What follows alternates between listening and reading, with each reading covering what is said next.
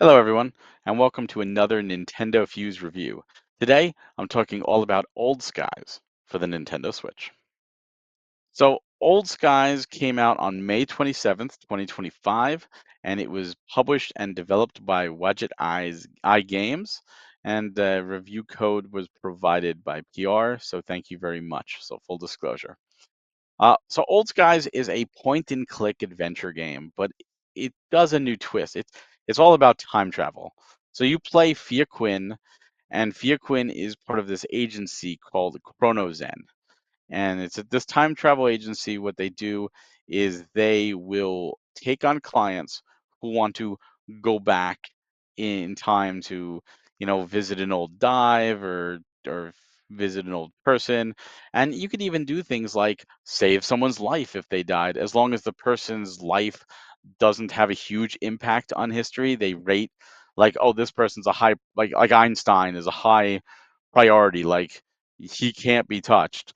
But if it's a low priority person, like they don't have any effect on the timeline, and you say, "Oh, if only I could go back and tell them not to get in the car that day," then you could be like, "All right, if you pay us enough money, we can go back and tell them don't get in the car that day because them being alive isn't going to have any impact on the grander scheme." Which is really cool premise. And as FIA, you take on clients and go to different time periods in New York City. You can go to the 1800s. You can go to like 1940s and the 20s, and you even get to go to the World Trade Center on September 10th, 2001. And you pretty much each of the clients you deal with and you work with, it if it just went perfectly every time, it would be pretty boring. Sometimes the people they go to meet aren't exactly who they're supposed to be, and other times, they decide to go rogue and run away from you, and now you have to try to hunt them down, and all different things will happen because of it, and it get into different antics. And it's not just even like one particular setting. There's some times where you have to go like back further in time because the person you want to talk to doesn't want to talk to anybody because of an event that happens like 6 months ago. So you have to go back 6 months, but then you can't find that out without going back and forth between the time periods and finding out information on one time period and using it into another.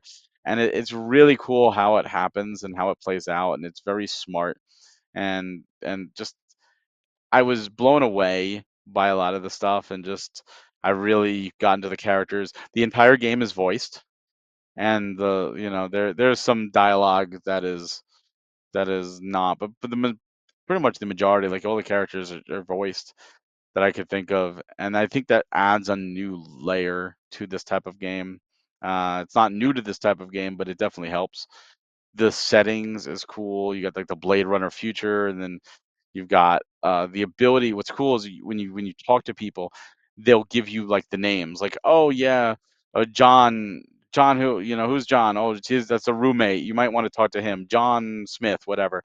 And then you get the name John Smith, and you could open up your computer and look up John Smith and find out their, impact on history and their significance and information about them. And you need certain key codes to discover new locations to go to and discover new information. And even something as simple as, oh, like the padlock. Oh, we need to open the padlock. What's the key? Oh, let's look up the manufacturer. Let's look through a data log. So, pretty much a database of all the different combinations you could use. And I just thought it was really clever, and I had a lot of fun. It's about it's 5 or 6 chapters, I forget which, counting the prologue. And every time things change, the world around you changes, but you don't. So you get to see different aspects of time, but you are divorced of time, and any ripples that happen have no effect on you. You're like you've given up your life of normalcy, and you're out. You're like gonna live outside of time. It's a really interesting premise, and I had a lot of fun with it. The game itself is 1999, and if you like point and click games, I highly recommend it. This game really surprised me. I was not expecting to enjoy it as much as I did, but I had a blast.